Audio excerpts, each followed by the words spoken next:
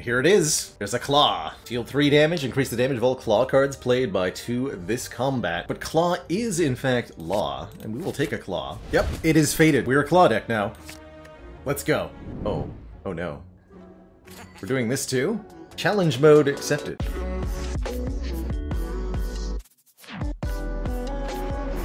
Starting with that party hat, the Runic Pyramid, the favoritist of favorite relics. On our Ascension 6 run here, very much intrigued by the opportunity to take down our Burning Elite here in the back half of the act. We should keep in mind Slime Boss, although I think Slime Boss is a bit less threatening with the Runic Pyramid. One of the big things that Slime Boss does is mess with your draws by putting a bunch of slimed cards into the discard pile. And the big risk there is that you draw a hand of 4 or 5 slimes when you're being attacked for 18 by 2 and take a bunch of damage. But if we can retain cards, that won't be much of a problem at all. From the get-go, Defect will find that the starting deck plays extremely well with Runic Pyramid, meaning that dual cast is never a whiff, and that we can redraw our Zap or our Defends pretty rapidly by holding 5 strikes in hand, or what have you. Or, well, 4 strikes, we don't have 5. So I'm thinking to start, we'll go for... I want to go through the Burning Elite here, which means we must go to the store, and I think we'd rather go Upgrade first and then Elite, rather than Elite first and then Rest Site. Ritual Dagger right here? I'd love to see that. That's almost worth going to one event, just for the off chance, right? That we find the dagger in the wall right here. That would be the best dagger run ever. It's certainly not worth trying to force that. It's just so unlikely. But you gotta give it at least a small chance. Surely. Ouch.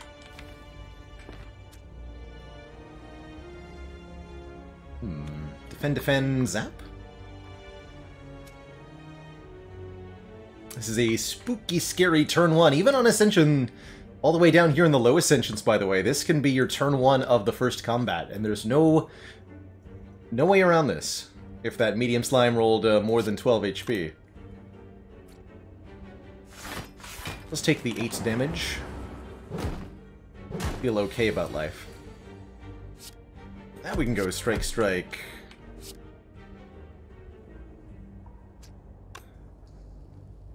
Or hell, we could even play nothing. So here's something of note. We've got 5 cards in hand, 0 cards in the draw pile, and this is the discard pile, exactly 5 cards.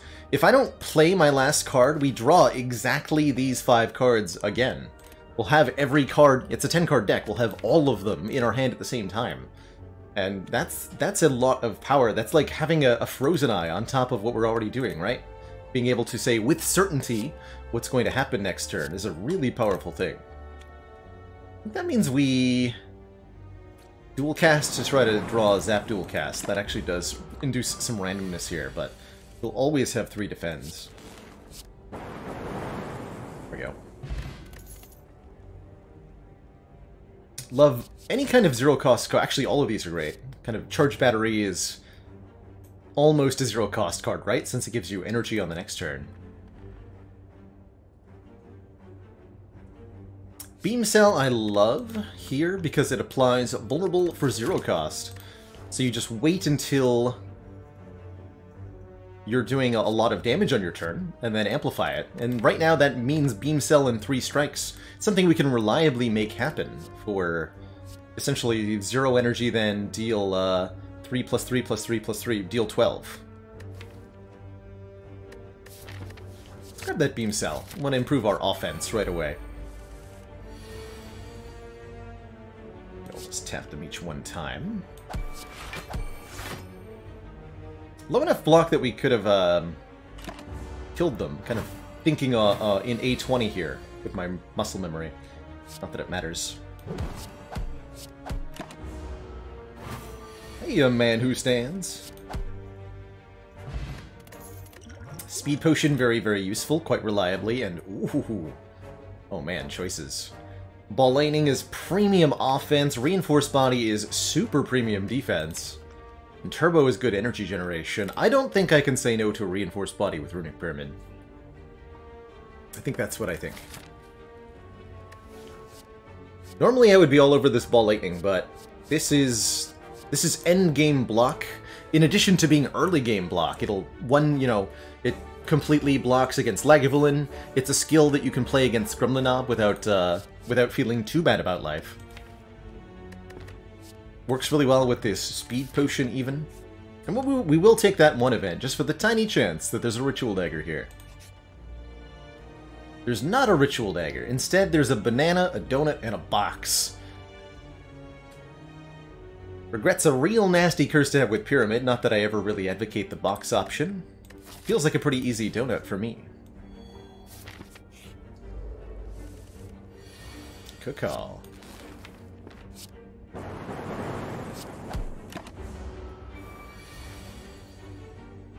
So here I think I'll just use Reinforce to block for full on this turn. That's still just nice and efficient. That might even be one of our first upgrades here, is this Reinforced body. Here it is. There's a Claw. Deal 3 damage, increase the damage of all Claw cards played by 2 this combat. Not only is Claw literally law, but also we're really well equipped to take it here. We've got Vulnerable already, and we've got a block card that heavily rewards 0 cost attacks like Claw. That said, Rip and Tear might even be the superior option in the short term, providing very efficient 14 damage for 1 energy right now. But Claw is, in fact, Law, and we will take a Claw and see what we can make it do. Okay, I'm going to remember here that we're on low Ascension, and I can, in fact, KO one of them by doing enough damage here. So we can take out this back one with Strike, Strike, Claw, which we would not have been able to do on a 20. That's okay. Ow.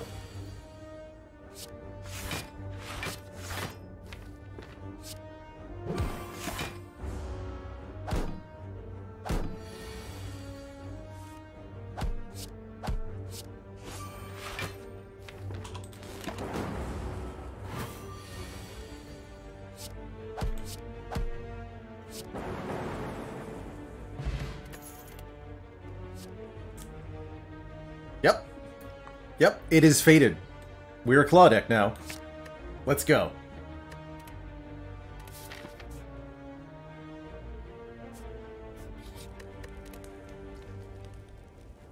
You know what? I think that is our first upgrade, the Reinforced body. The Beam Cell's really good as an upgrade as well, but it's less important than it wouldn't be normally because we have the Pyramid. We can already line up that tricky one turn of Vulnerable. Let's have some seriously efficient block. Card draw when? I'm hoping we're going to see some Skims and Cool-Headeds pretty soon.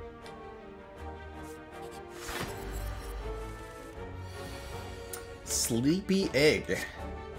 Here, we will claw viciously at you while you peacefully sleep. We can play those claws without waking.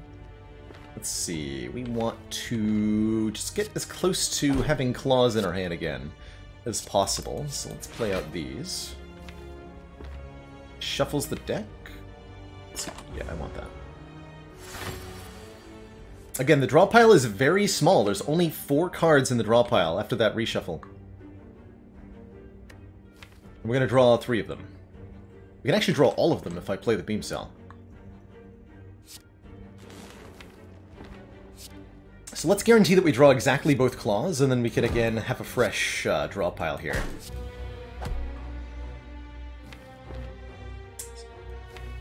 And this is another one of the cool things that the Runic Pyramid can do. In this case, drawing a full 5 cards next turn would be to our detriment, because then we shuffle the deck before the claws have been played. Whereas if we can reduce our draw by having a certain number of cards in hand, then we can decide we don't want to shuffle the deck yet. We would want to play Claw Claw Reinforced Body, and then have a very stacked draw pile through the next cycle of cards. That way, when we do this play, our draw pile ends up being this, plus Reinforced. And it's just a lot of damage.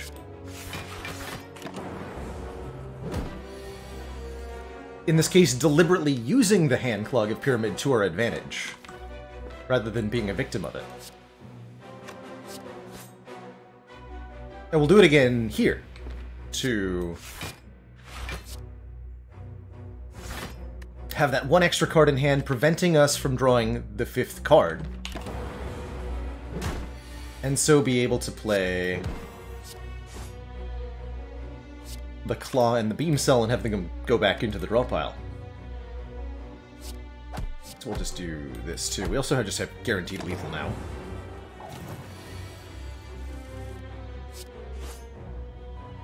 But we took almost nothing from that fight. We get a Duvu Doll. Normally we would be happy about this, at least on higher Ascension. But here it's kind of a womp womp.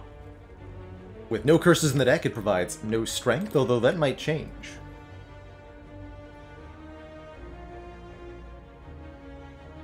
Was it worth considering Claw Claw Defend Reinforced or Claw Claw Strike Reinforced? I think it was worth considering, definitely. I didn't consider it, so I probably should have. I think the quantity of cards in hand was... No, yeah, it was definitely worth considering. I'm trying to remember the exact turn there.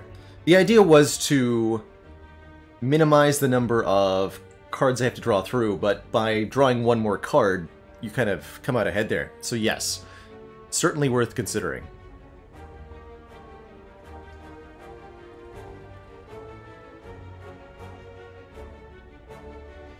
Blizzard goes great with the Claw. I actually genuinely really like this fusion. In the deck that I'm going to build towards, I'm going to like this fusion more accurately. We're going to want to pick up, at the very minimum, Frost Orbs, which pair extremely well with Claw, as a general rule, and any source of card draw, even though Fission is not yet card draw, is also going to pair really well with the Claw. So this is a speculative fission, kind of in the same way that if you know you've got a good reason to build towards something, maybe you've got a Snecko Skull already and you take a Catalyst before you have any actual poison in the deck. That's kind of what taking this fission is like. It's not a good addition right now, but I'm sure it will be good in a future version of this deck. And I'm also sure that we can afford to carry it around for now, so I'm going to. In the short term, I think the Chaos is excellent. But right now...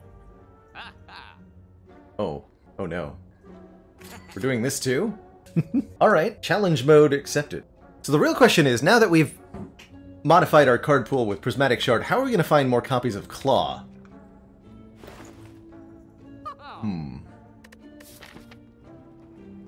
This does not modify my pathing. We're already set to fight that Super Elite. Why upgrade Zap? Do I take a Capacitor and upgrade Zap? That's insane, right? No world where Capacitor is correct here. Can't afford a removal. No, this can't be correct to take Capacitor here. Maybe? No. But I will get a Relic. Wait, no I don't. This isn't a Relic at all. This is just later relics. I guess I'll take it, though. But I definitely feel a little baited here. Hello? Alright.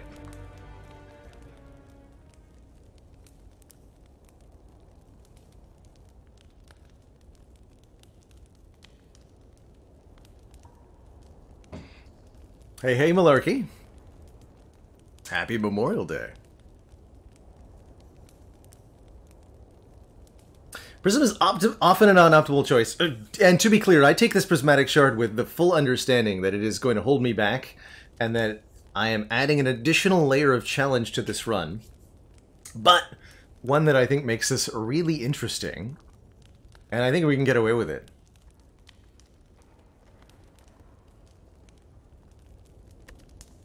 You know what? I am gonna upgrade Zap, I think. We'll get the Beam Cell after? Yeah. This will make it less likely that we get stuck with Hand Clog. Oh boy. Hello, Mr. Knob. So good to see you. With this particular opening hand. I hope you're having a nice day. With your 104 hit points. Rorg to you too, sir. Alright, how are we gonna do this? We are in slightly dire straits right now. With an angry knob staring us down, and a handful of block cards. We do have 2 decent potions, and we have the advantage of lower Ascension on our side. There's a fire coming up after this. And there's only damage cards coming up. I would like to draw all 5 of those, if possible. Is this dead on 820? I don't know. We can compare. With some numbers as we go. Might be. Truthfully. It's not dead here, that's for sure. Well, I shouldn't say that yet, maybe. I think we are going to use the Essence of Steel, and I'm probably going to defend one time here. I could reinforce body, but I'd rather have that in my hand for next turn. Why no, playing the defense on turn 1, because I don't want to draw the defense again, but it might have been correct to play one of them.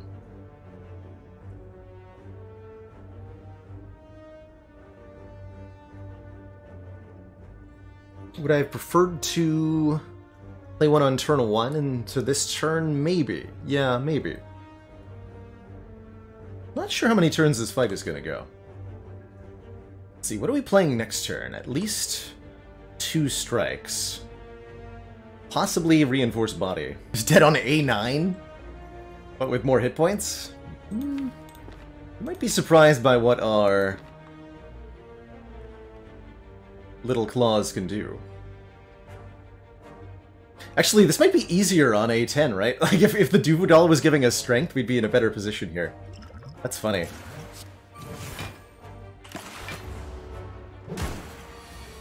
Yeah, 27 means probably... Oh, he's gonna get so angry. But I need to play this Zap, so I think this is, what, just Zap reinforced? That doesn't feel right. Now I do wish I'd upgraded the Beam Cell, too.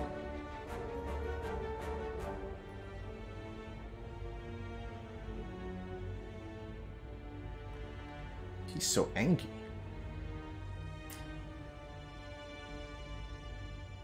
So maybe it's just Beam Cell Zap reinforced.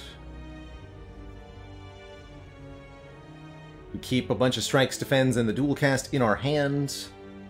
We full block the attack, I think. We'll block for 27 plus 3. He'll be a little bit angrier. No, not quite a full block. But very close to one. And then we draw 3 new cards out of Beam Cell, Claw, Reinforced, Zap. Strike, defend. We mostly have this hand again next turn. Get awkward.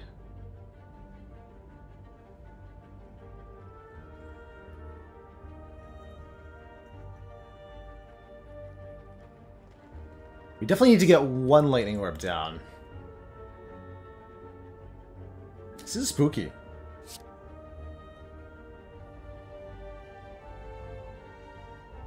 Just seems reasonable to play Beam Cell. Could play a Strike first, but then I'm taking 9 more damage. I think this is right.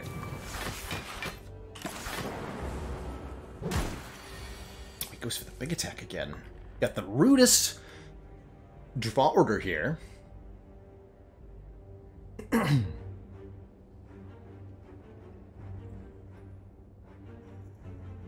He's guaranteed to go for the weak hit again next turn. That'll be my opportunity to get a whole bunch of damage in.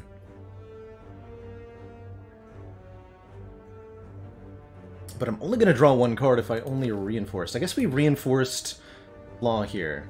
Definitely wish we'd upgraded Beam Cell. And that'll be with the speed potion, so we'll actually take nothing. And then next turn we're hopefully doing like Beam Cell, Claw, Strike, Strike, Zap. Some combination thereof. The turn after that is pretty spooky though. Just gotta be very deliberate with this particular combat. We should have no problem with anything else if we get through this alive. See, this will be 28. Yeah, I think we need the full amount here.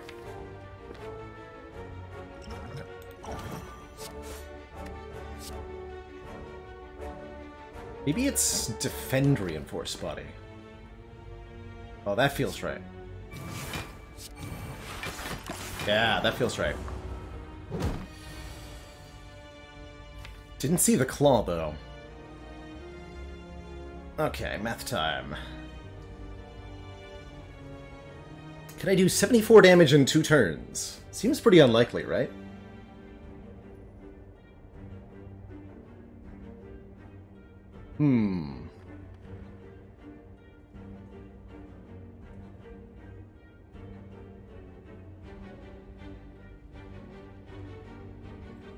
We're gonna, like, barely live next turn?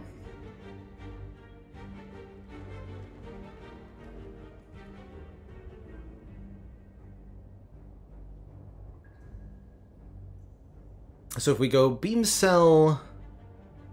Let's go with what we know we're drawing. Because we know we're drawing 1 claw. We go Beam Cell, Strike, Strike, Strike, Zap this turn. Then we deal 3 plus 27 plus... plus 6. So that's 36 damage. Wait, that's a lot of damage. Hold on a minute.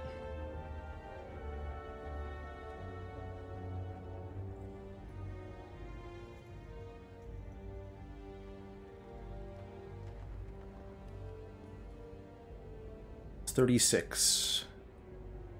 So next turn we only have to do 38. And we have a guarantee of 9 plus 6 from a strike in hand plus 16 from dual cast.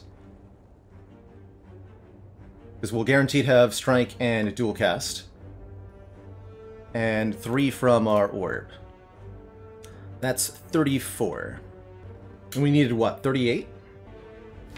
And we would need to draw any attack card to get a kill. Which is going to be like almost 100%. Because the draw pile is going to be Beam Cell, Strike, Strike, Strike, Zap, Claw, Defend Reinforced. So we're actually guaranteed or almost guaranteed to draw lethal next turn. Which I think makes it a really good example of why kind of slowing down, especially during these Act 1 combats, slowing down a little bit and doing some math can give you a much better read on a situation. The initial emotional reaction to this is, odds of killing next turn, extremely unlikely. Actual math says, guaranteed. That's a lot better than scary situation.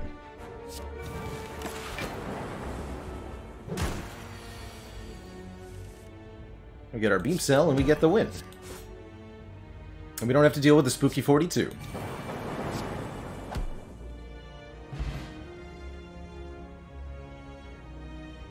Now, what I should have done was really do the math on whether playing Zap was necessary, but once we calc that we're not like dying against Nob, I'm going back into winning mode or whatever, I guess. Okay, Maw Bank is again future value, not now value. I think we're gonna rest at this rest site just to make our life a little bit easier. Scry seems kind of nice, letting us look at the top card of the draw pile. Outmaneuver could, in theory, be okay here as well. I really do like Just Lucky. Scry and Claw are gonna pair extremely well with one another.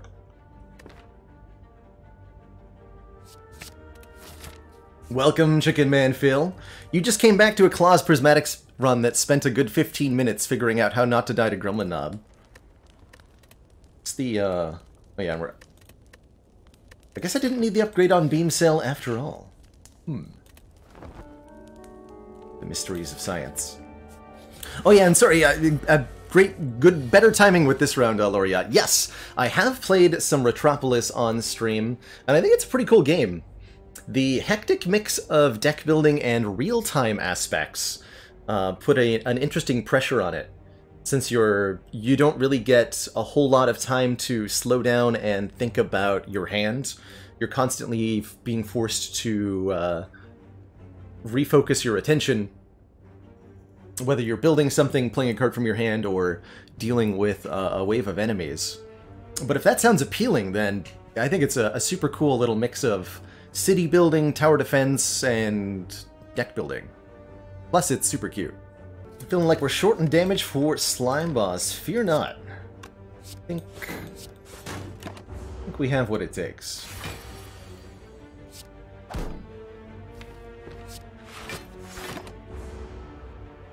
Cycle through here. Dang it, Zap. What are you doing? Alright, well, this is a good turn to do this.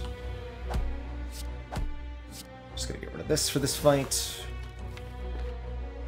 Just lucky next turn. Yeah.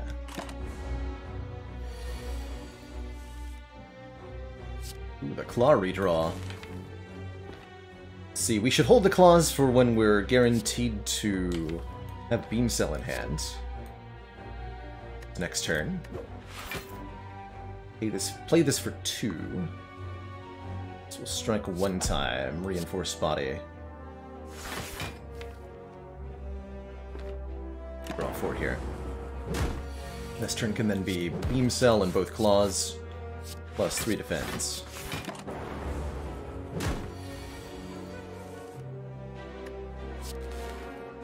It's on top. Beam Cell again. Tells me to hold on to claw. It's a neat little indicator.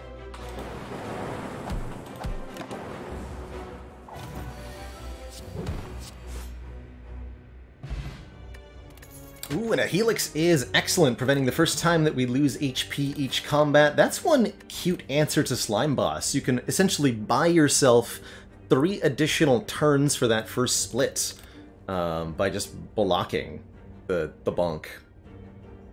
And I think we should not, given that I put a Fission in this deck like a fool, although I do like card draw a lot here. Acrobatics and Backflip both... Actually, wait. Those better than Frost Orbs? Hold on. This is a tough choice, actually. We strongly desire both the ability to cycle this deck rapidly and the ability to get Frost Orbs of any kind. I think we're more likely to see a card like Acrobatics again than we are to see anything that says Frost. I'll take this Frost. There will be other Acrobatics-like cards. Actually, no reason to play this yet.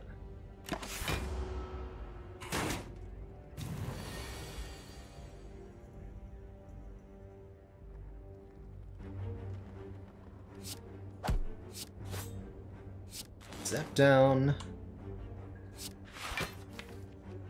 Vision here. It's actually pretty reasonable. Let's do that. And then we block with the Just Lucky instead.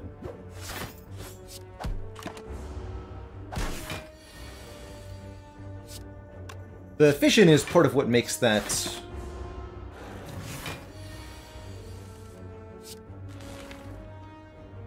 Cold Snap so desirable, because we want to be able to not only have this Frost Orb to block with, oh my, not only have this Frost Orb to block with, but we want to be able to get rid of it with the Fission for more card draw. Given that we now have a Frost Orb and a 0 cost Just Lucky, a card like Wave of the Hand is super neat, giving us weak to all enemies whenever we gain block this turn, which is a really cool interaction with Frost. Actually don't mind a Jack of all trades here either, but I think the Wave of the Hand is so much stronger, and a very good upgrade target, because it becomes 2 turns of weak. And we're actually already at the point where that's, like, so good that I think I should upgrade this. Each Frost Orb will proc Wave, yeah, so if we have 2 Frost Orbs, that's 2 Wave of the Hand procs. That's right. Every Frost Orb separately. Yes. I have not tried the standalone competitive Gwent Yemulal. I played Witcher 3 and I really enjoyed the Gwent minigame in that. But I have not played the Gwent.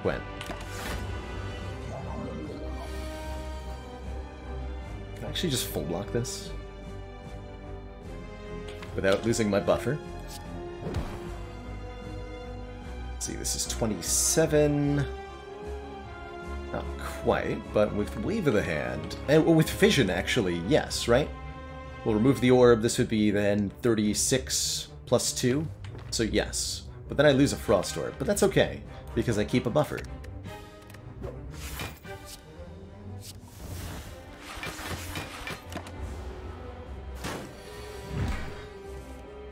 Sweet. Get stuff out of my hand for now.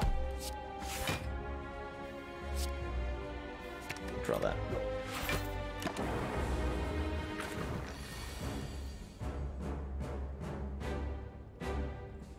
Okay, we've got a really good split lined up here.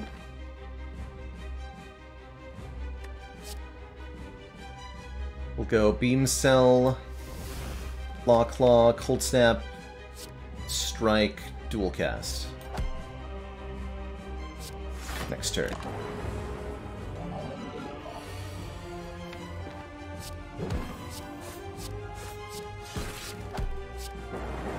We're not even going to need the fancy Wave of the Hand here. And we still have our buffer. Easy.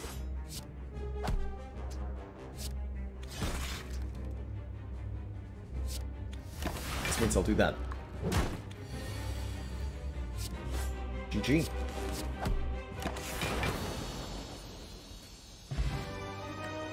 Not a problem. Ultimately, definitely did not need to rest. Kind of panicked after that knob fight. Just wanted to make sure nothing caught me off guard. And dunked my pyramid run. Very interesting. More buffers here. We can get... well, of our three options, Bludgeon does pair nicely with the Beam Cell. I think a 3-cost attack's very, very hard to fit into this. Buffer, preventing the next time we would lose HP, is some really good front-loaded block. Or the Alpha, Beta, Omega series. Alpha shuffles a Beta, which shuffles an Omega, which then does 50 damage to all enemies every turn. Really good with slow defensive decks, which is what we currently are.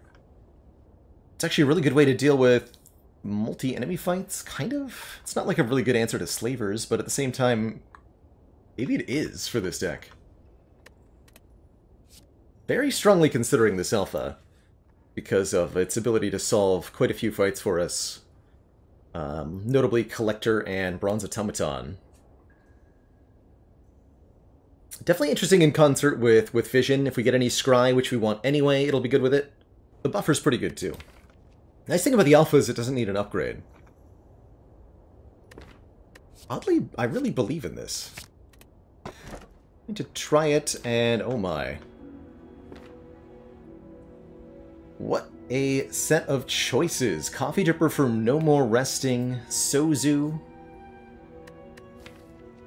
for No More Potions, or Pandora's Box, which will transform all of our strikes and defends into random defect cards. Sounds actually pretty good. So at the moment, Burned, I don't value this Vision upgrade a whole lot because we don't have any focus and very few orbs, so we're only gaining at most like 5 block and 8 damage from the upgrade, which is still pretty good, admittedly. But this, if we take Pandora's Box, and I think we're going to, that'll probably change that evaluation.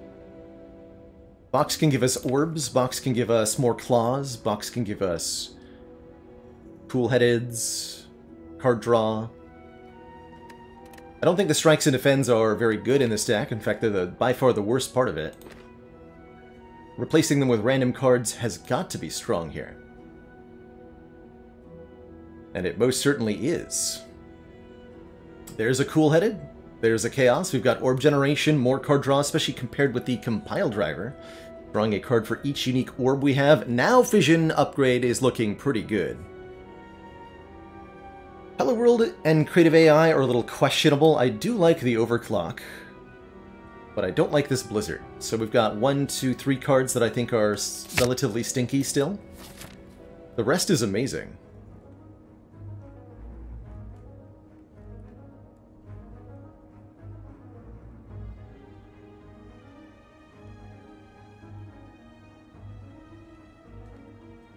Well, if we're gonna go to a store, it's gonna have to be early. I would have preferred to wait for a little bit longer because of Mob Bank, but this is fine. And I think we want to do these 2 elites. Means probably... I like going to this store. And then we have choice. We can opt into an elite immediately, we can opt out, we can opt out entirely. And just go pure rest sites. Yeah, lots of options here. And if we value, which we might well with Pandora's Box, upgrading over getting relics, we can just take a whole bunch of fires here. And doing something like upgrading the Cool-Headed, upgrading the Overclock, upgrading the Fission, could really transform how this performs. Overclock, by the way, going to be extremely good at getting our Omega into play. Really exciting. 4 elite route is a fun thought, but do I survive it? I'm not sure. Bit of a stinky turn 1 here. Ooh, Hello World putting in work. What is Cool-Headed gonna get me? Powder. I accept.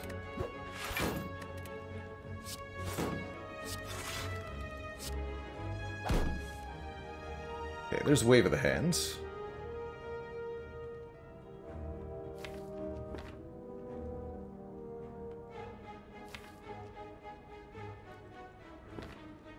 Oh, okay. Yeah, I get to show off a cool thing next turn. Sweet. Hopefully, anyway.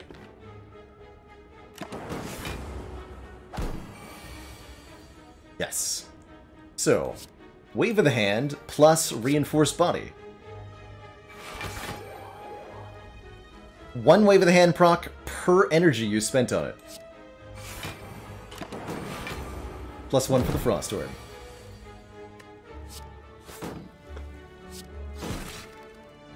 How sweet is that?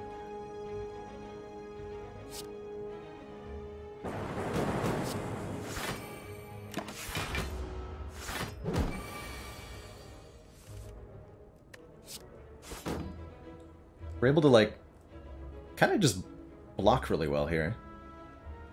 These weird, fun ways.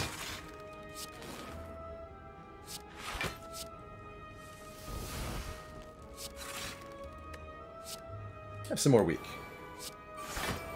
You know you want to. Probably actually... Seeing how many times we have to go around here, definitely feels right to play the Omega in most combats. Tech's cool, though. Oh! Just find another one. It's easy. Welcome to the deck, Claw Plus. We've been waiting for you.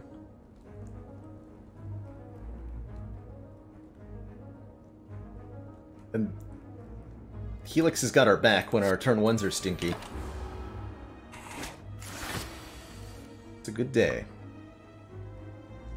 Good day in the Spire. Werf Jig, thank you so much for the 15 months and that tier 1. Severino. Yes. All the claws.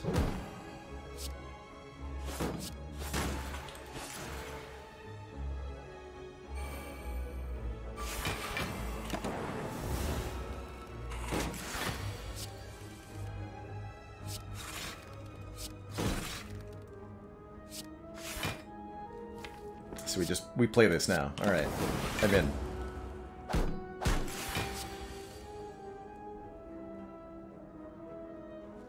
It's not enough block though, we needed an upgraded fission. But wait. Yeah, that won't be any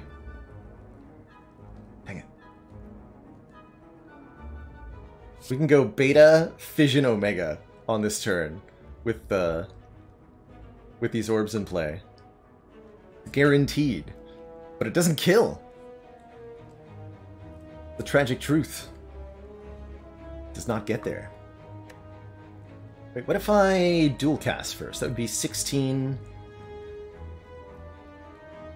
Omega does 50, right? So we exactly get there if I go dual cast, Beta.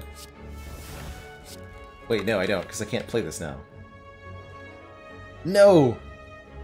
Because the dual cast cost me 2, not 1. Alright, well. Great tragedy has struck today.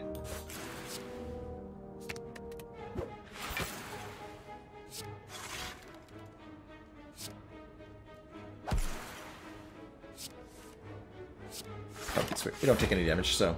Never punished. Easy.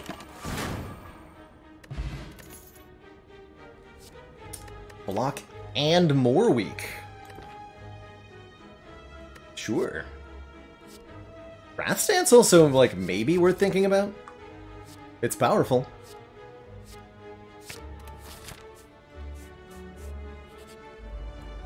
But I feel like the leg sweep's the safe and easy pick there.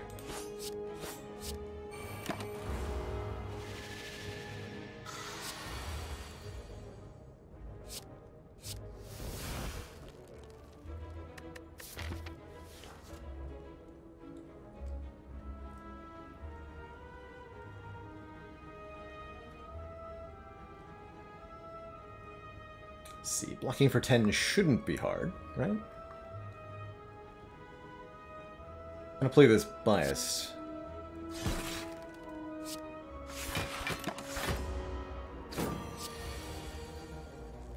And here I'll just get Echo Form in play by buffering here. And now we have hand clog problems.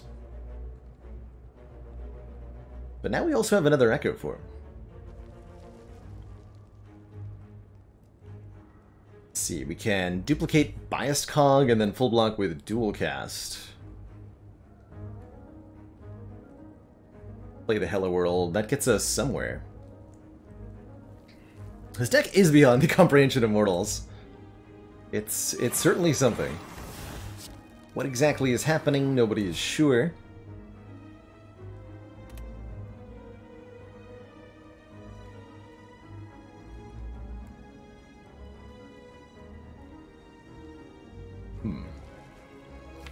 Maybe better to take a little bit of damage and keep this Frost Orb for next turn.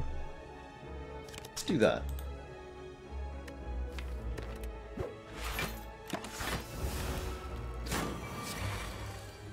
Aha! Well, this works.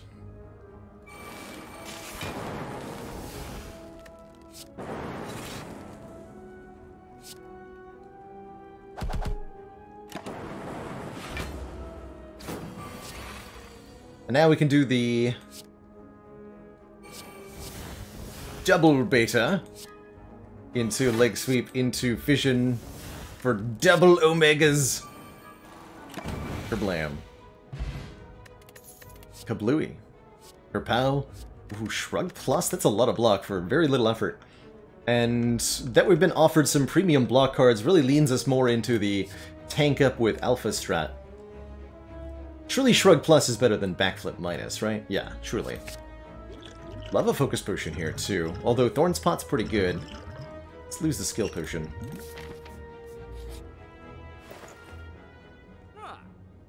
Oh, lots of fun choices here.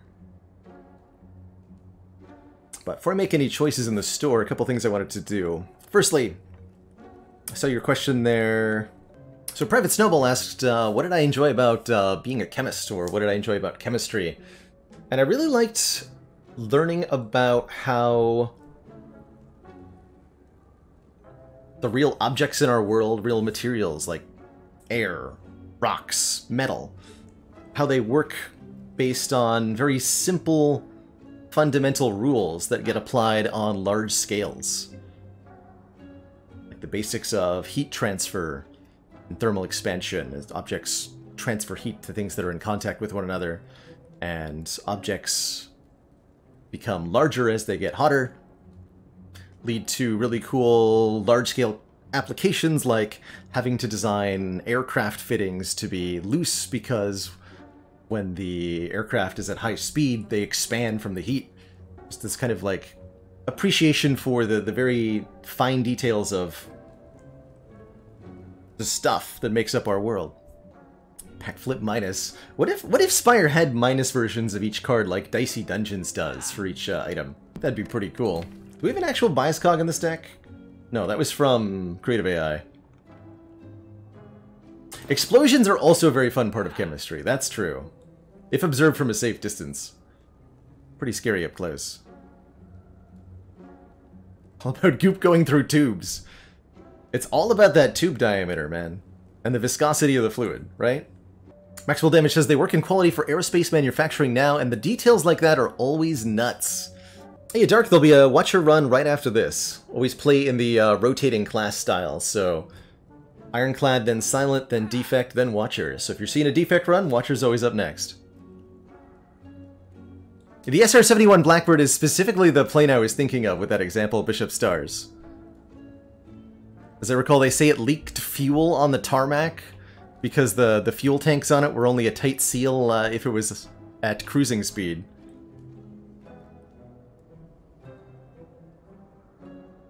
Both heat and cold are blocked by vacuum, Private Snowball, because heat is transferred through matter, and a vacuum is explicitly the absence of matter.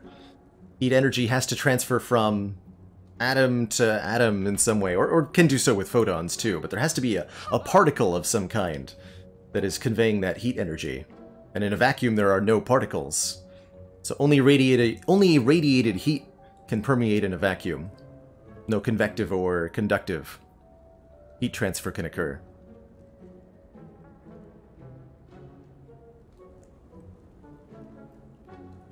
And that's a lot how a lot of thermoses, if you've got a nice expensive thermos, that's probably what it uses, is there's 2 layers of metal, or plastic, generally metal, that have a small amount of vacuum in between, and that gap of space prevents any of the hot stuff and any of the cold stuff from physically touching. And if you're talking about something that's the temperature of a thermos, then radiative heat is going to be a very, very, very, very, very small amount of that. We're going to remove a card. We're probably going to buy this souvenir. Yeah, we're definitely buying all for one. What am I going to remove? Blizzard. And we'll take the souvenir for many, many reasons. That's probably all we're going to do here. Next up, possibly an elite fight, but before that, much love to everybody breaking down and explaining the concepts of heat transfer and potential consequences when it comes to vacuums. Really, really amazing topic of conversation, and so glad to see so many folks able to hop in with little details. Ominous Forge. So I think Warp Tongs would be extremely excellent. But I think Pain would be extremely not excellent right now, even though we do gain 1 strength with the Duvu doll. We have no opportunities to remove anytime soon, we just passed that chance. So this is a really poorly timed Ominous Forge, unfortunately. I think that means we'll take the 1 targeted upgrade. And there are a bunch of very good candidates as to what exactly the best upgrade is. Although, genuinely, now that we have an all-for-one, I think Just Lucky is a really good one, because of the Scry 2 attached to the return effect.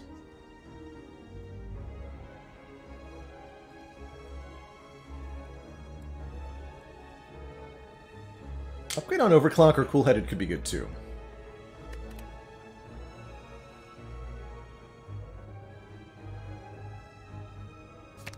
Let's get that Scry upgraded.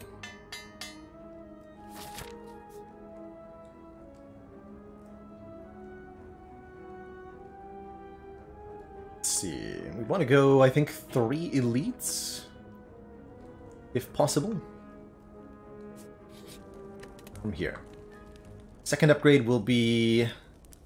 Do I want to make Alpha innate? I think it matters less with the Pyramid. Let's get this Vision upgraded. I think it's a lot more valuable now.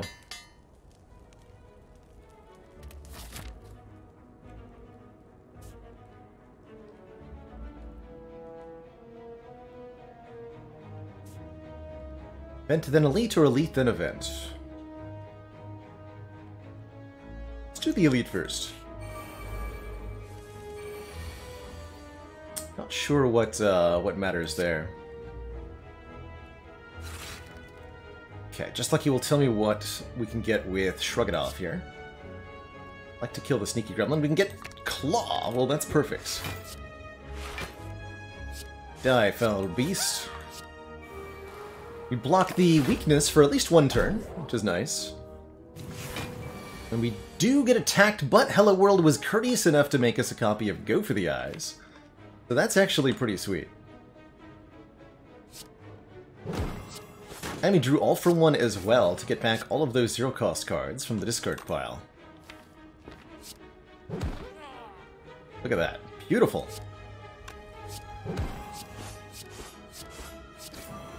Rentello World. Okay, we don't want to draw either of those. I am going to Fission here, just to evoke the Frost Orb. No, wait, Compulsive first, excuse me. Draw Dual Cast. Well, I can't Dual Cast and, so I'll do or. Get a lock card. Thank you! Hey, full black. If buffer counts, which it totally does. That claw back and draw it again!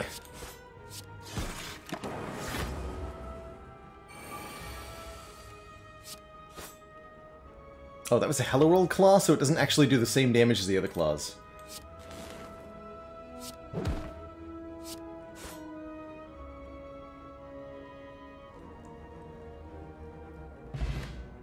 Singeing Bull allows us to skip cards for max HP when we're offered plus strength. Spicy. Very spicy.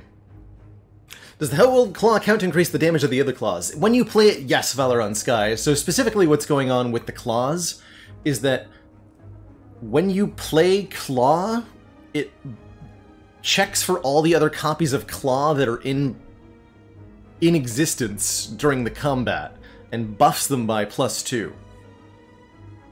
Rather than keeping track of some kind of variable of claws played. Like, say, Thunderstrike does for how many orbs have been channeled, or Blizzard does for how many Frost Orbs have been channeled. No, each claw, when you play Claw, it buffs all the other claws, and this effect then only affects claws that currently exist. So if you create a new claw from Hello World, or from an attack potion or something, it won't have received the buffs from any claws played prior to its creation. It should work on exhausted claws. They're in the exhaust pile. Yeah, the claws, as you will. The exception that proves the law. We had our Ironclad run, Kraken, assemble a dropkick pommel strike infinite for reasonably small values of infinite as long as infinite equals 1. We played one dropkick. But it could have been infinitely many drop kicks, but we just only did it one time. I'm actually not sure that I think that this strength is good. No, this has gotta be good. Gotta be good. It has to be good. Merchant again, huh? Offering me a cool-headed. Well, I'm not gonna say no to a Frost Orb right now. Especially with draw attached.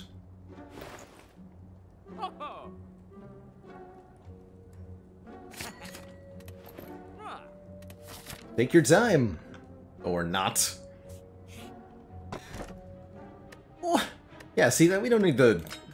Oh man, that's a really hype shuriken, actually. With all for one, 3 claws that just lucky. That's really, really exciting. Mercury Hourglass is not heckin' bad, but not heckin' good either, and I think we have enough damage that we can reasonably take a Sapphire Key here. Let's do 2 more elites.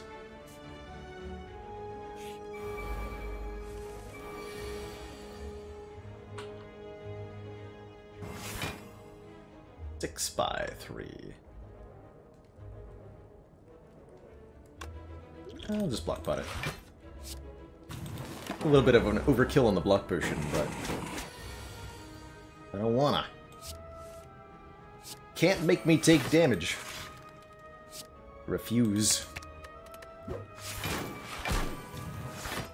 Am I going to end up removing this alpha that I added on purpose? I think I might.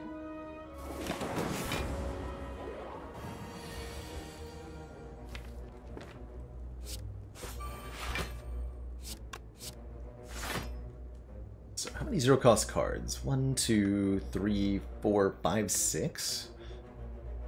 Actually able to draw that many.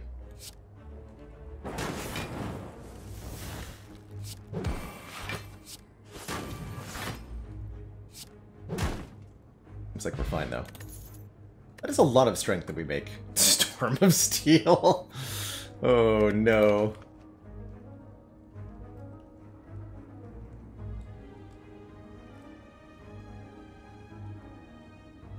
Trying to think of some situation where the all-for-one returning shivs from the discard pile is relevant. I don't think it is.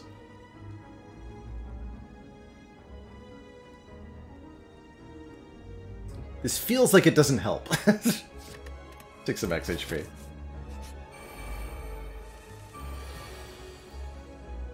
Okay, this is a reasonably good use for the liquid bronze, I suppose. Mr. Book of Stabs. Not a great turn one. We'll just take the 7 damage, I suppose. Maybe should have played Creative AI instead? Maybe. Probably.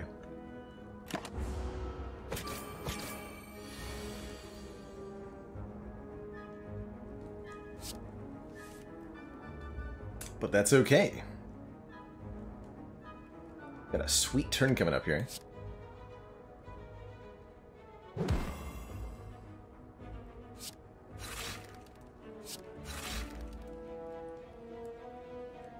Optimal order. Fortunate.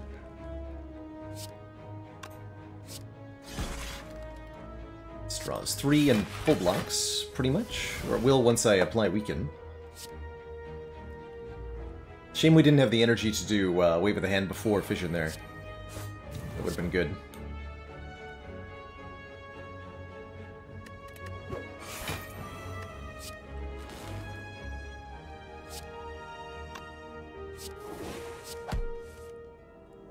And there's all for one.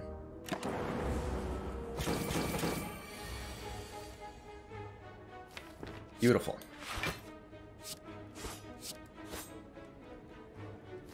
One gets back stuff in order. They don't really care what that order is. Make room in hand. Easy. Calipers allow us to retain block. That's super exciting. And wow, there's the scry we wanted. Or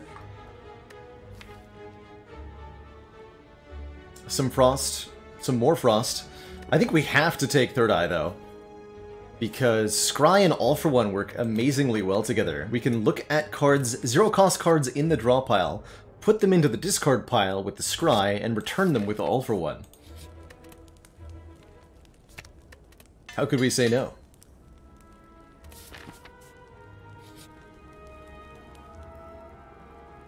Lose some max HP, that's fine. Or gain some max HP, lose some current HP, rather. I'm trying to say. Oh my. Alright, let's see. We would block for 13, which will be perfect, actually.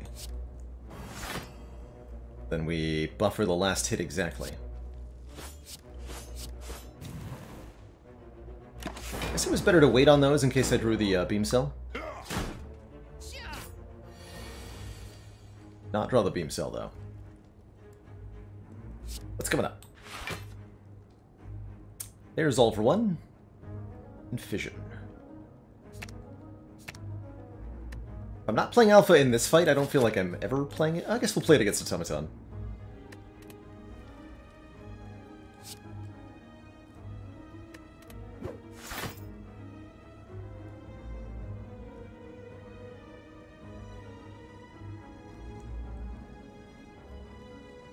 Let's see, so currently blocking 14. This would make it 23? Coming damage 18 plus 7 is 25. Steam Barrier reinforced for 1 gets us there, so I can play Chaos.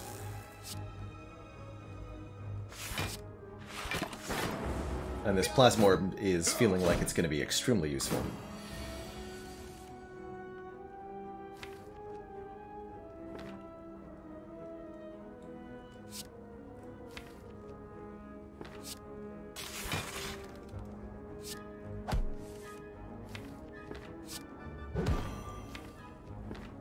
Actually, respond with this first.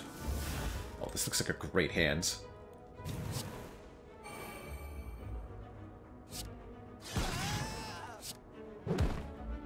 Yes! Fools!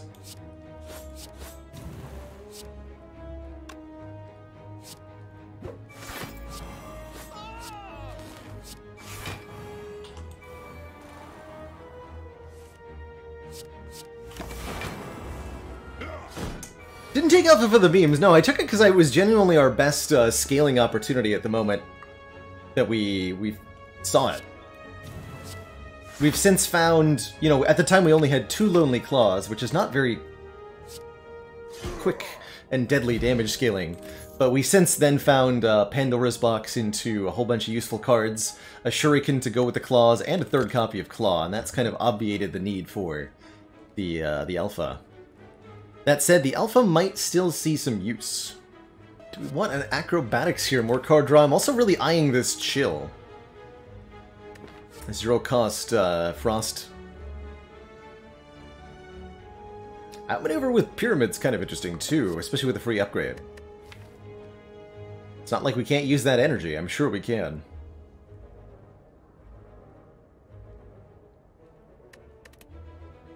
Let's take a Chill. And we can just upgrade the draw cards that we already have if we want more card draw. Which I do. Start with that one. Although it might have been better to upgrade a Cool-Headed. Nope. I stand by my choice. Perfect. Oh, this next turn is going to be awesome. Oh, yes it is! Incredible. Alright. So check this out. Wave of the hand. Into Chill.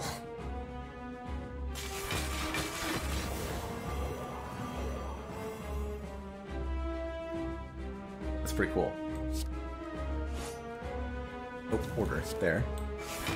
And we're gonna get more of those as well at the end of the turn, because I believe the Frost Orbs will go off before the Wave of the Hand expires, right? Yes! That's so good. Yes. The weakening has begun.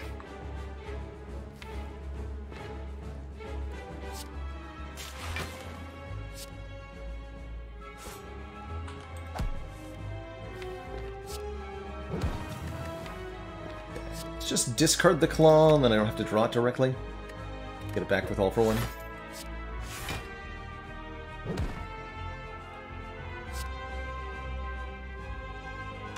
Steal. Vision. Want that back.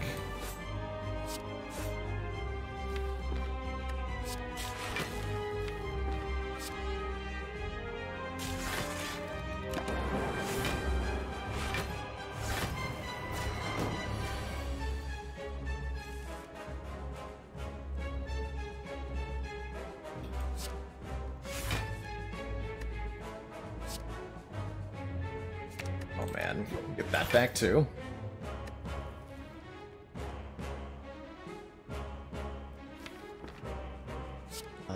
What's the right order here?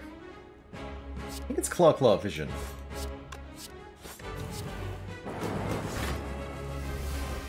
I guess we're not playing Alpha in this fight either, huh?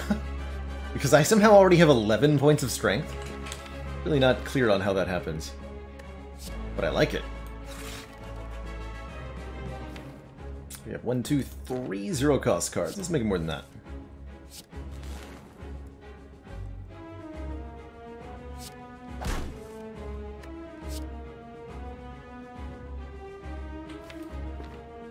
Well, actually...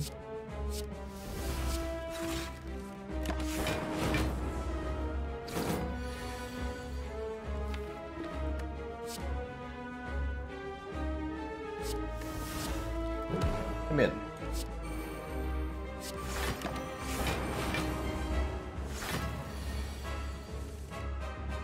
Ooh, good question, Meatseed. Is Prismatic Shard ever, like, the quote-unquote right pick if you're doing your best to win an A20 run?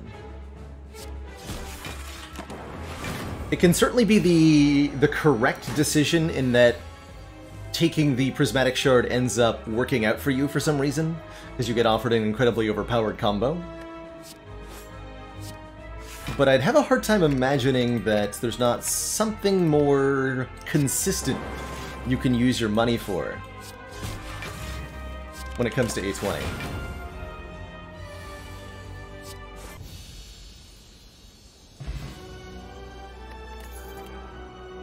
But at the end of the day, Prismatic Shard is dang fun, and I think that's what counts more than anything. Yeah, it can only be correct in retrospect, basically. Man, these are sweet options for a couple of reasons. Offering lots of card draw. An energy gain. It's very good. Blasphemy and a divinity for triple damage. But die next turn. We have the Fossilized Helix, which potentially allows us to ignore the downside of Blasphemy, as long as we're able to preserve the buffer. Preserved in... Machine Learning for more card draw. A little bit less tempting with the Pyramid here. We have to have 6 slots available in hand at the start of the turn. So I think it's either Offering or Blasphemy here. And given everything else, ultimately, how could it really not be Blasphemy? Let's take some triple damage, shall we? If we want energy, we can take Runic Dome, preventing us from seeing enemy intents. I suspect that's pretty challenging to make work with, well, I guess we have Calipers, right? So there's no harm in overblocking. That actually makes for a pretty good Runic Dome, then. Sacred Bark doubles the effectiveness of potions. Doubling our Focus Potion against Heart might just be enough on its own. Or Inserter for more orb slots. If we had a better source of focus to go with these Frost Orbs, I'd be very, very interested in Inserter, but we don't, and we're not likely to. So I think I prefer the Runic Dome here, for that additional energy gain. We've got plenty of card draw. We're finding a lot of times that we can't get all of our cards from All for One into our hand, because there's no room in hand, and we don't have the energy to play the cards. I'm gonna go for 4 elites, by the way, as we really seek to power up here in Act 4.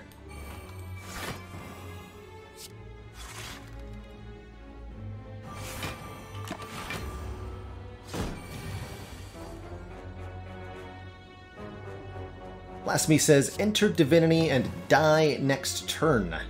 That dying effect being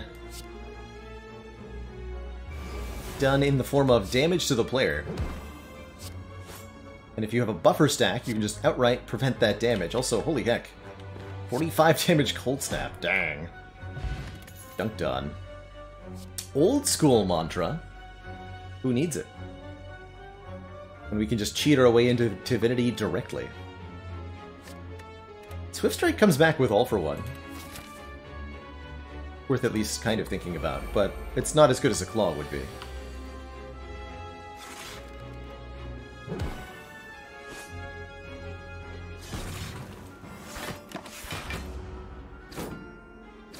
Oh wow.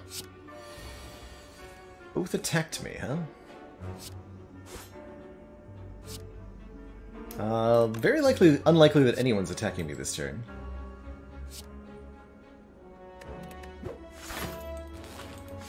It's on top here. Great. Creative AI is good at this combat.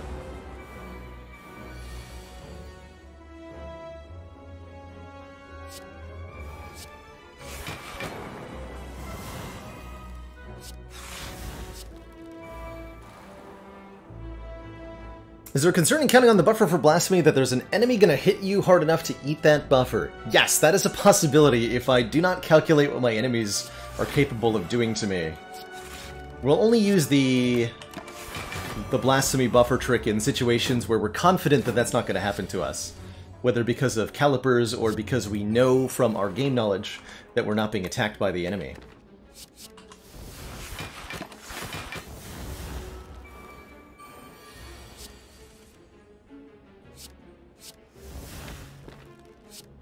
Otherwise, yes, we could become very sad very quickly.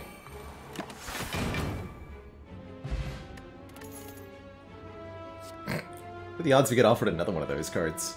We certainly don't need 2 copies of Wave of the Hand, but it's very amusing to me that we could have had them.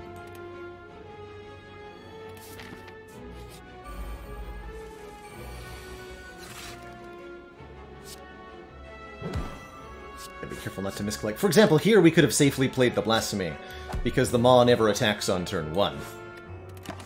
They always use their debuff move. Here they're attacking me either for 5 damage or for 30 damage. So we just have to block as hard as we can. They are attacking, so we know that spot weakness would work.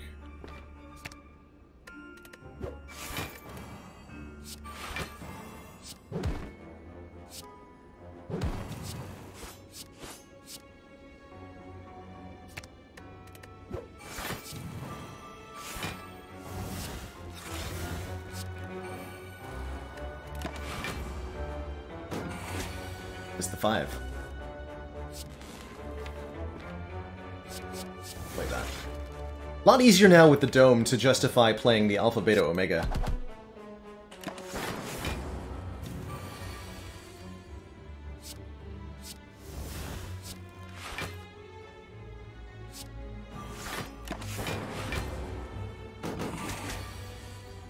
Not attacking me this turn.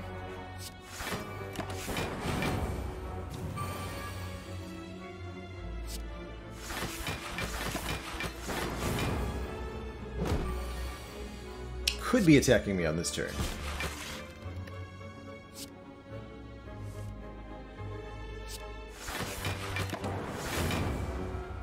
But wasn't. But it's okay because of calipers. That's good. A little bit late in the run for attack cards to be something that we want to add, especially not attack cards that aren't 0 cost with an additional function. We'd take more copies of Just Lucky to, you better believe it, but these, no thank you. Not even the draw 2 of that wheel kick. Double orb walkers are a nasty, nasty fight, but they give a lot of money and a rare relic, and I will happily fight them. Willing to use the focus potion here if I feel it necessary. Definitely an instance where the Blasphemy is not going to help me, at least not right away. It's like we're losing our buffer and taking damage on turn 1. I even want to play this Cold Snap right now. I don't think that I do. Okay, I'm just going to end turn here. Okay, we at least got those in the correct order. We do in fact get Fission this turn, which means we're going to have a good turn.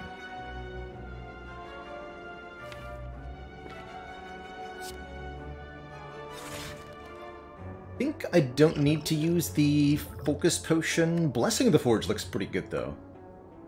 Shrug first. Ooh, better. You know what? I think we're fine, actually, with these draws. I think we're gonna be fine.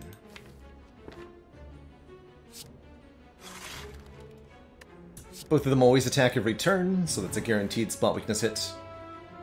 I think we're not ready to use All for One yet. But we are ready to do some serious damage.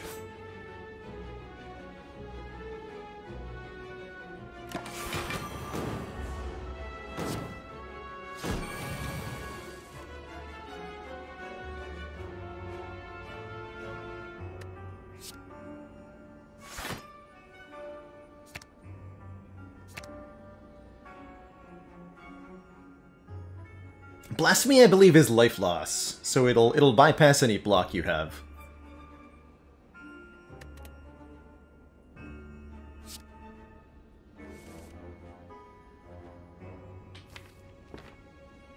I think this is lethal with Blasphemy.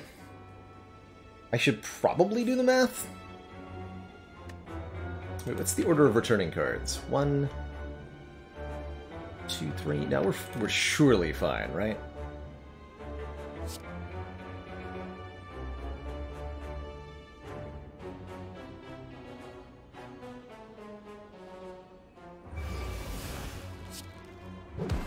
This Claw does 49 damage.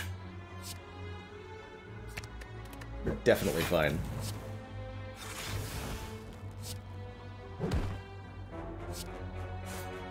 Dang. 47 gold in the turnip, which makes us immune to frailty, as well as 2 different options for a 0-cost block card. Finesse or Escape Plan. I think I like the Finesse. It's only 1 more block on Escape Plan, but it has a condition to it.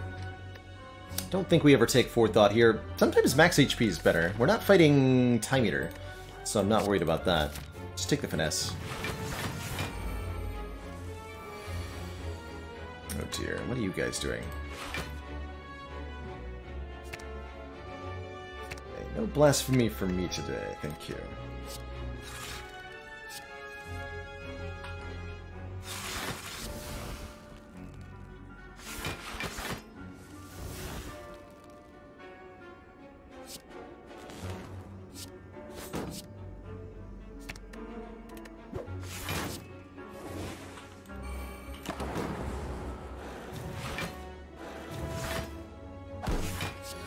Get a little bit of Caliper's value.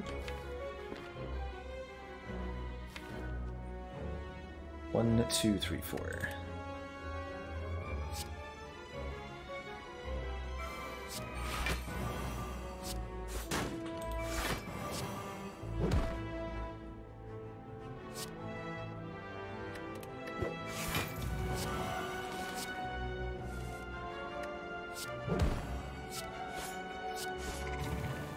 Get him.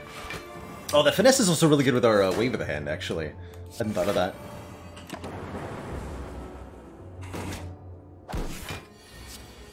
Forethought Scry all for 1 is the most convoluted combination.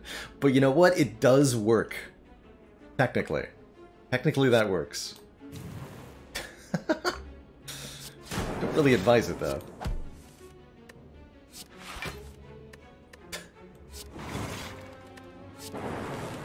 Got buffers, so whatever.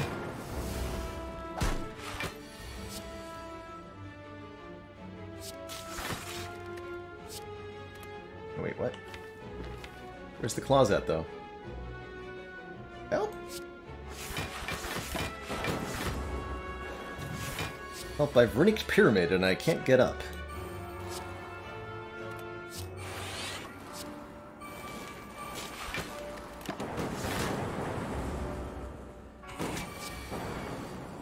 There we go.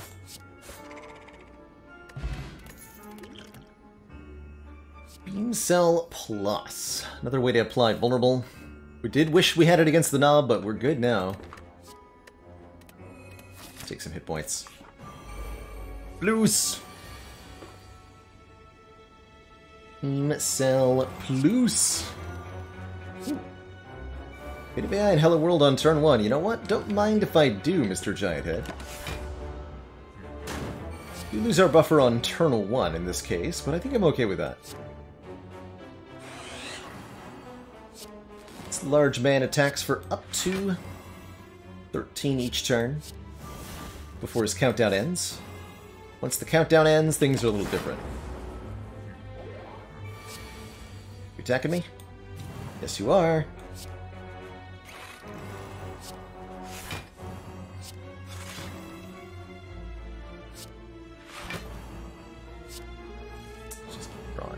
Beta. Find me that Omega, please. Thank you.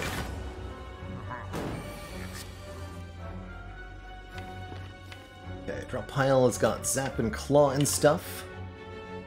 This is gonna be a big turn. This might even be the only turn we need. Oh wait, I can rebound all for 1? Oh dear. Hold on. That's illegal.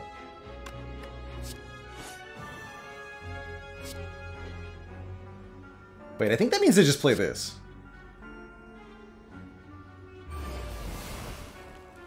Surely that means I just play that. There we go. Rebound for 81. All for One does 101. Oh yeah. We're in, like, literally doing thousands more damage than this territory.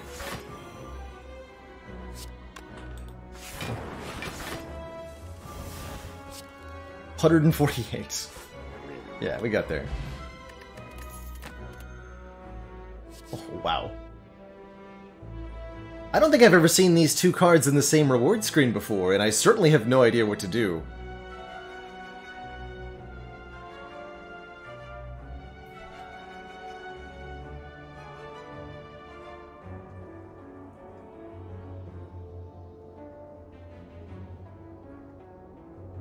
Good old Blasphemy Vault! Oh, Seek Omega? I like that combination. Is taking a vault ever truly wrong? It makes Hello World and Creative AI generate a new card. That is actually not necessarily helpful. Oh, but it's so good with Calipers and Frost Orbs vaulted. No, we gotta take Vault with Frost Orbs. You kidding me? All the Frost Orbs get to do their thing again. And we're gonna upgrade it immediately. We are reduced in price.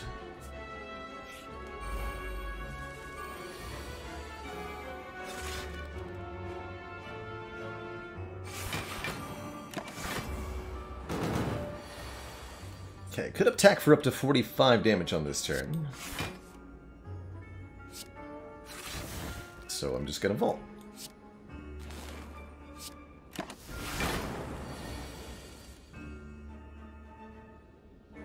Can't hurt you this. I guess we could just only block for a little bit, and then if the big hit comes, we just block it with our buffer. Are you even attacking me? No. Alright, well, good talk. Then. Sir.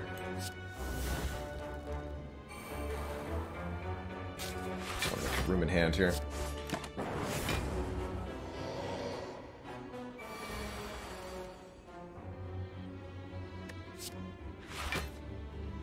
Beta and Fission.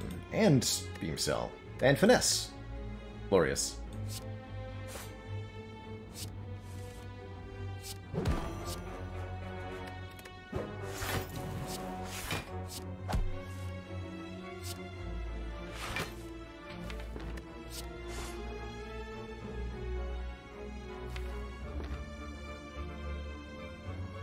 All for One is only going to get back 4 cards. That's okay.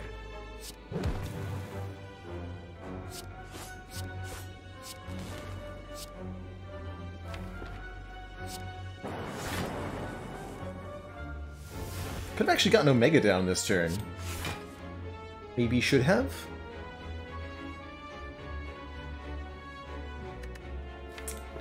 Definitely sure we had lethal with Blasphemy. But that's okay. You don't need to be optimal in this fight to win it decisively. And we did block a spooky big hit that was coming in.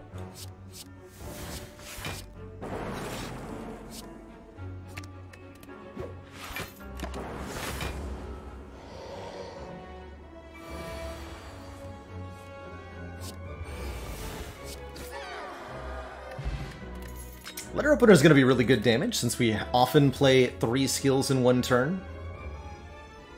Dark Embrace, you say? What a fascinating option. Not actually very helpful here. It feels like we have a full hand most of the time anyway. So I think I'll just take the 2 max. But fun choices there. Pen Nib doubles the damage of every 10th attack. Pair is lots more max HP. We'll grab the Recall.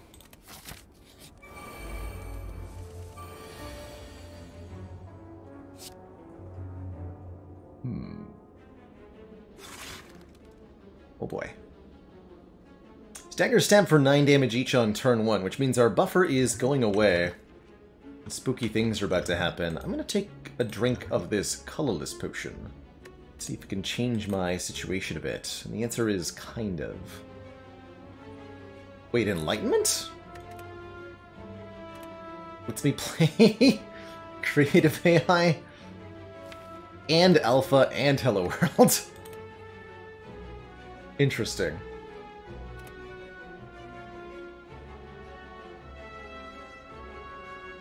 I guess the All for One puts it back in my hand, too.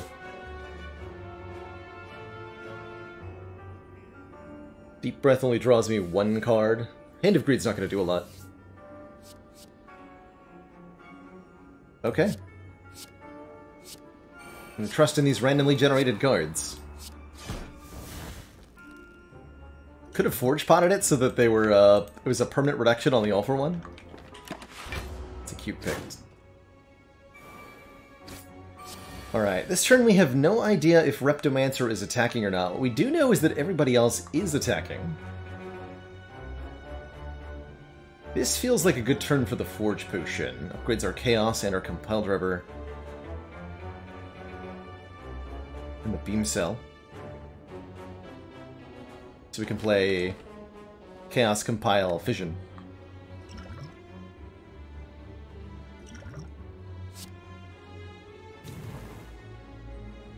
Okay, both of these are attacking for 25, the new one's attacking for 9.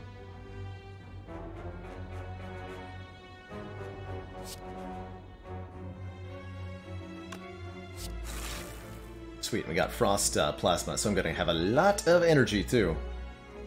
Good.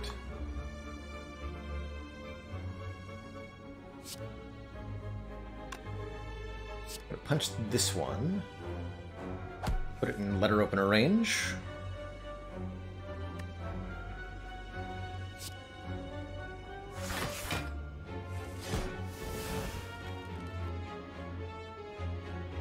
This is looking good now.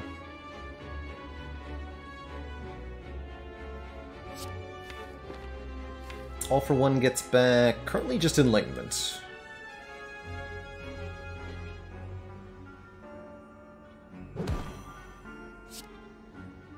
Blasphemy time. Actually, probably a lethal with it, right? In fact, almost assuredly a lethal with it. Gotta be, right?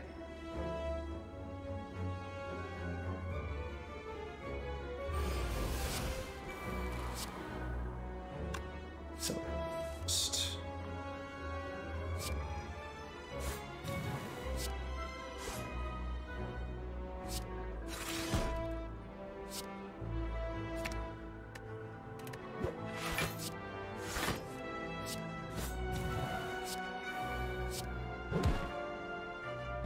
by a large margin, too.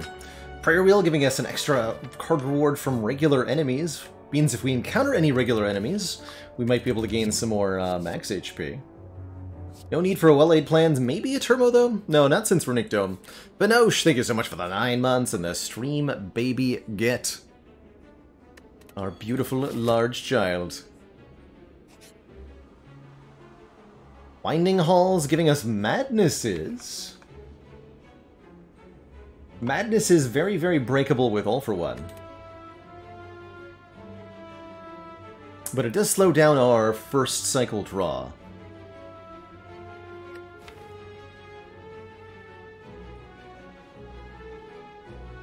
But All for One, like, Third Eye coming back would be insane. Leg Sweep coming back would be cool. Not sure we need it, though. Although 6 max HP as well? Okay, you know what? I'll do it. And we do indeed find the Bonfire Spirits at the end. Get out of here, Creative AI. Give me 10 max HP instead. We are some chunky boys here. That is so many hit points.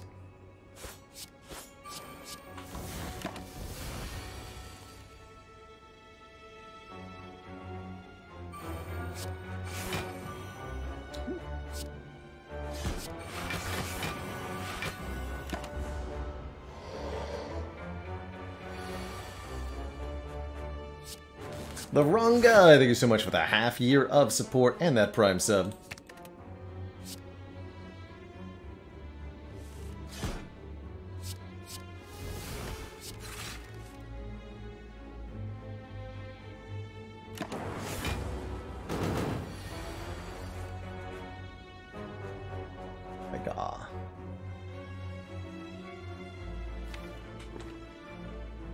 It's a blasphemy turn? Might be.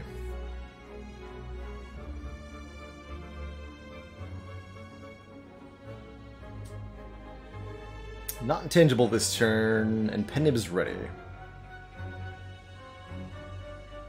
Yeah.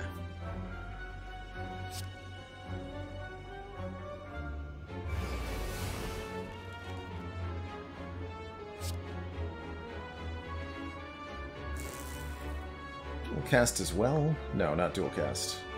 Now we just fling the madnesses out. Madness hitting madness is to be expected.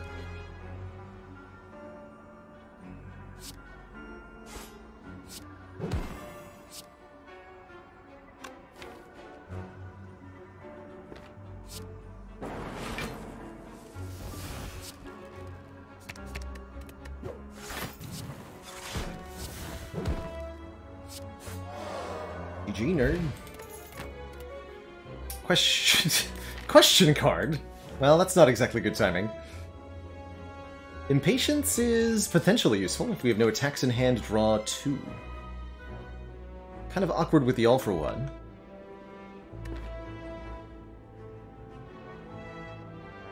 I think I'll just take the max HP.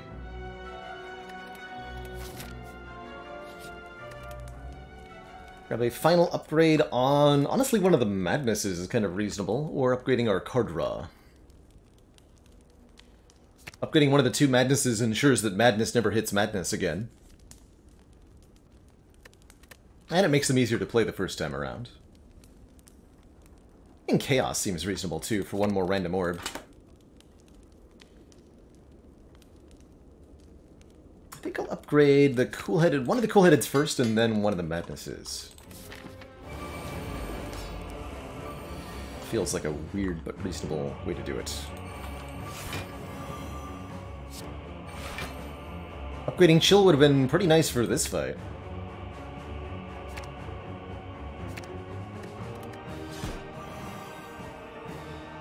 Playing Omega here? I think so.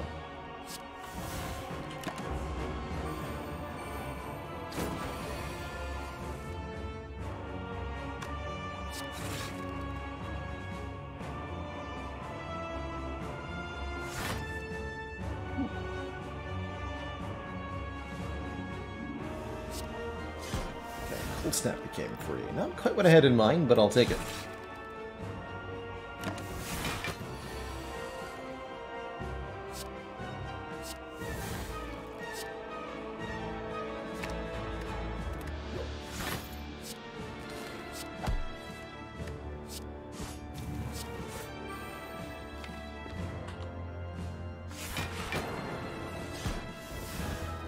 Yes. Become dead, birds.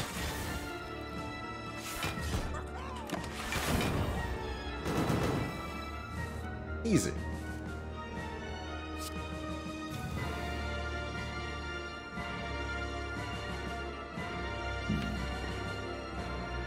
So, Waken 1 attacks for base of 20, so it's 23 down to 17. Which means dual cast Just Lucky should be plenty here.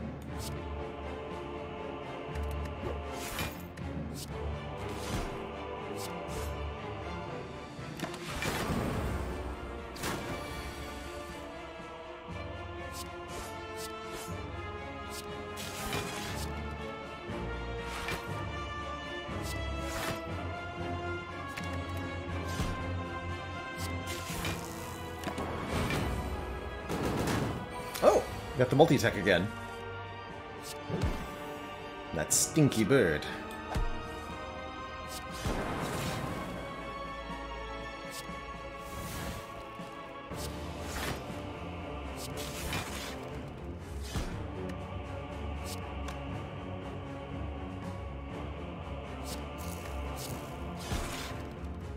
Some Caliber's value, I guess.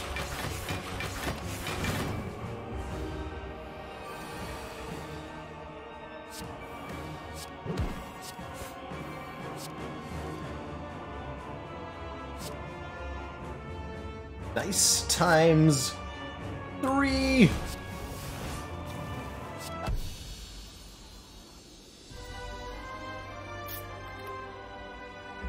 Two thump, two thump, two thump. A deep pulsing dread can be felt throughout the room. Is this the heart of the spire, the source of all this rainbow cheese nonsense happening?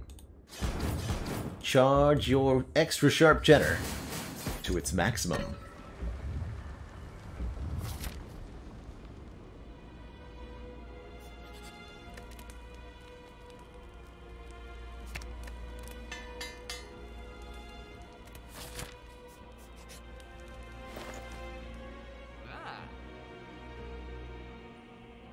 Another chance at more orb slots if we want it. We've actually seen way more frost than I expected, although stores have contributed significantly to that. Mayhem seems pretty questionable. Like me a waffle, that puts us to 135 max HP. That is a lot of health for a defect to have. Actually, maybe just Potion of Capacity for the heart fight would be pretty good. Recycle lets us exhaust cards, doing... not exactly sure what here. Gets rid of statuses.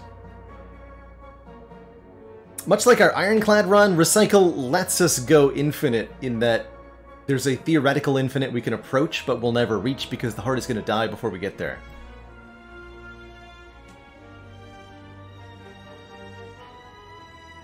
That said, the Recycle could help. It gets rid of maybe burns and such. Helps us eliminate cards in hand. We do have Pyramid after all. Just a good old-fashioned card remove feels pretty good as well. Let's definitely take those HP. I'm going to cut the... The Hello World is a reasonable removal here. And I'll take the Capacity Potion.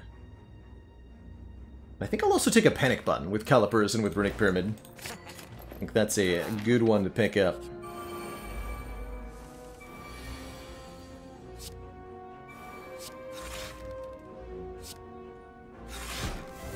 Guaranteed zero cost all for one is kind of hype.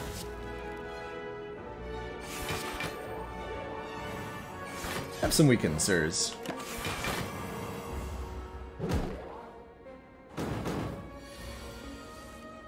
Okay, fortunately those burns go nowhere that I care about. We know Spire... Spleard... Actually, I'm pretty sure I can safely Blasphemy here. In fact, I'm quite sure we know Spire Shield is not attacking since they attacked us on turn 1. This is a 10x4 base, but if they die... not gonna matter. In fact, I think they both die this turn.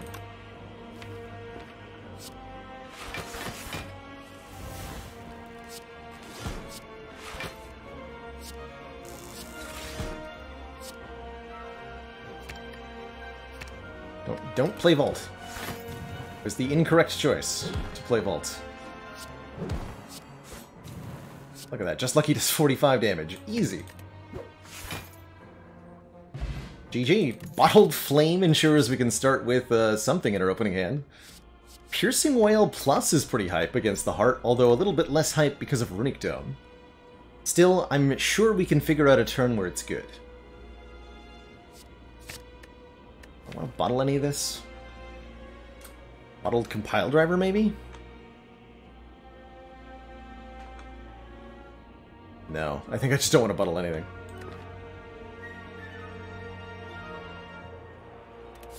Bottle Just Lucky, actually, yes. Yes, that we do want. Because it's just enough block to cover the first couple of cards on turn 1. And it gets us a little bit of Scry.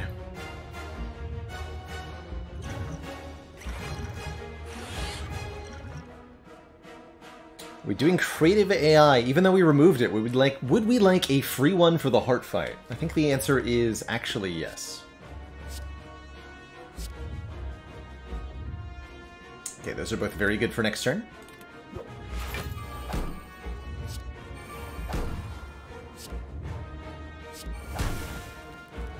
Alright. So we get debuffed, no vulnerable applied because of the Clockwork Souvenir that we bought so long ago. No Frail applied because of Turnip, so we're actually just our beefy Defect lad.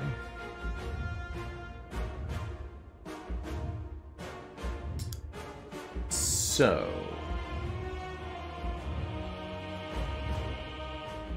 if the multi-hit is first, it'll be a 2x15 while we're not weakened. Fortunately, with this hand of cards, playing any card other than Panic Button will cause us to immediately lose our buffer.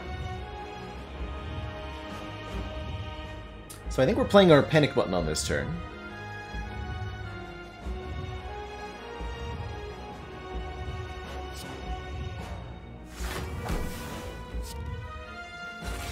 Full-headed blocks for positive amounts, especially with the focus.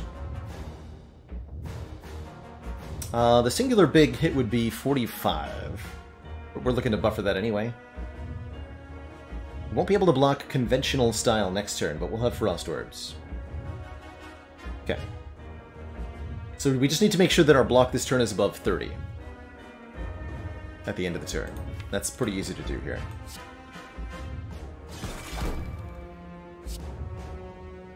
We also have a very generous amount of hit points to work with, of course.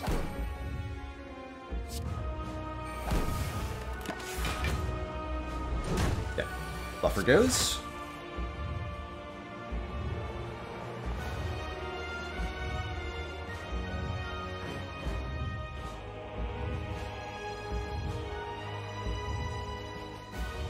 Hello World is bad. I thought I removed you.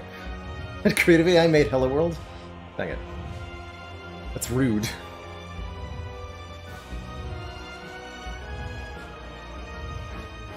Many Frost Orbs is too many. Definitely get a wave of the hand this turn. Whenever you gain block this turn, apply 2 weak to all enemies. We have the Panic Button debuff, yet there's so many ways to gain block through that Panic Button penalty, hilariously. Get a 0 cost all for 1, easy every time. Guess I am going to dual cast this. And we're going to scry as well.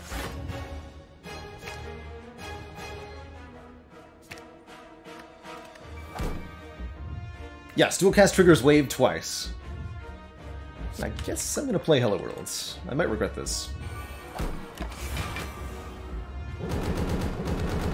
And that's enough weak for the entire heart fight now.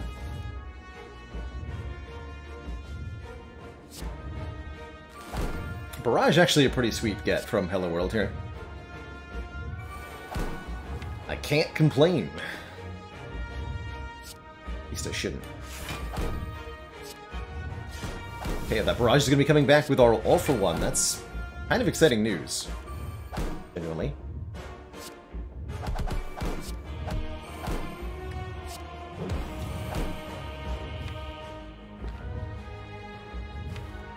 Kind of want these Frost Orbs.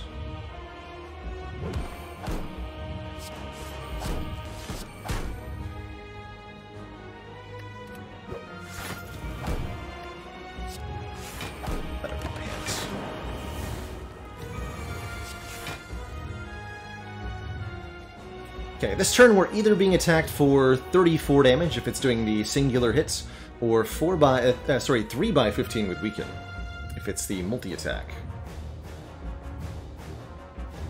So we should block for 45 to be completely safe.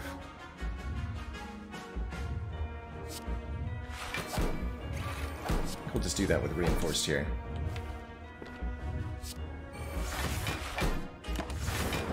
We're a little bit short, actually. I'm going to take 2 here.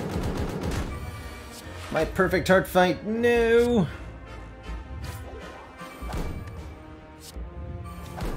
Disaster.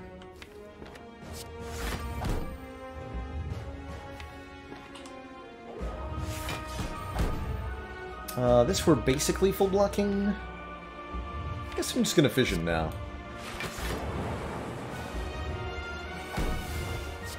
Get the Omega into the draw pile.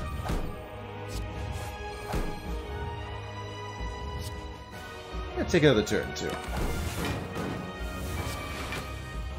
Just because I can.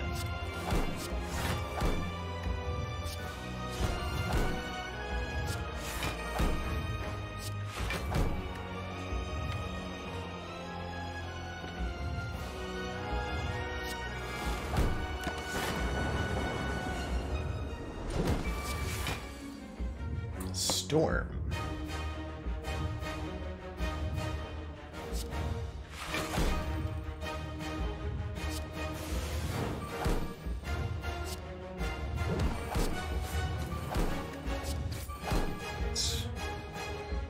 Let's go Storm. Hello World. Play this all for one. That vulnerable up. Do tons of damage.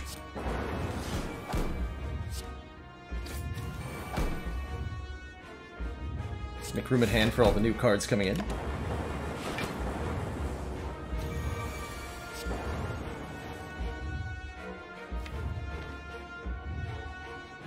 Okay, this turn. We have a Piercing Whale, so even in the worst case, even in the worst case scenario, we have 133 hit points, so good here. We have 13 strength and a Pen Nib, so Cold Snap actually just does 57 damage.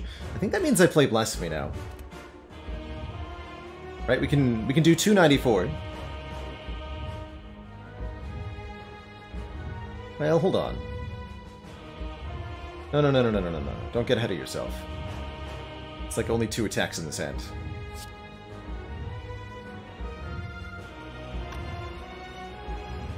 This is only going to do 60. I guess 1.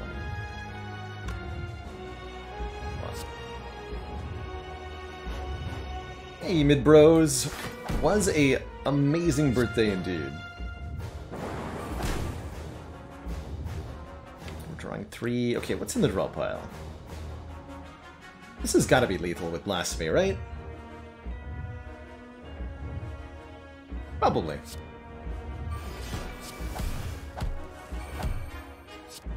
I'd say. GG. Hey everyone, thanks so much for watching. Did you know that I'm live 5 days a week on Twitch? Come join us to watch me live, ask questions, or chill with the community. Click the link in the description below to follow and be notified when I'm live. And while you're down there, make like a sandwich and sub to this channel for more fresh Baylor content. Ta-ta for now.